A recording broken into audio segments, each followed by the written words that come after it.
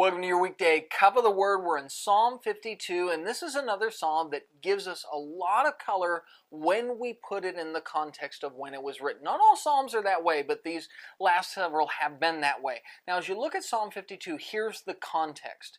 In 1 Samuel chapter 22, King Saul was chasing David, trying to kill him.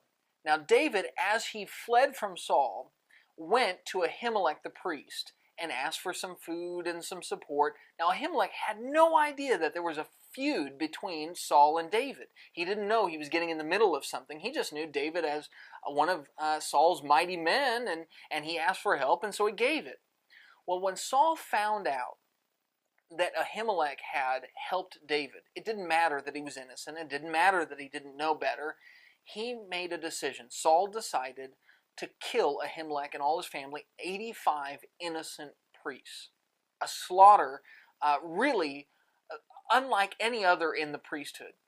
And in fact, when Saul gave the order, none of the men were willing to do it, so Saul had to turn to a foreigner, a man by the name of Doeg, and ask him to do it because none of the native citizens, the Jews, were willing to raise a finger against a priest. And so 85 priests were massacred that day.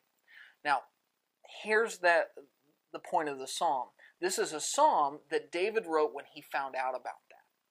When he found out that Saul had done such a horrible, wicked thing and had mocked God by killing priests to God.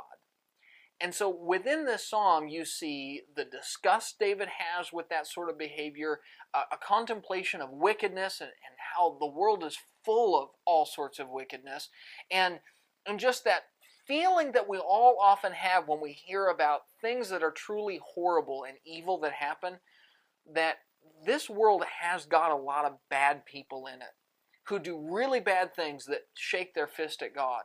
Now, as you wind through this psalm, though, you find that David comes up with the one answer, the one solid thing you must always stand on, which is no matter how much evil there is, we must plant ourselves on God. We must stand firm on Him. We must be steady. We must stand on the rock of ages and not move at all. Why? Because He is the one consistent and fair and honorable thing in this world that you can trust in.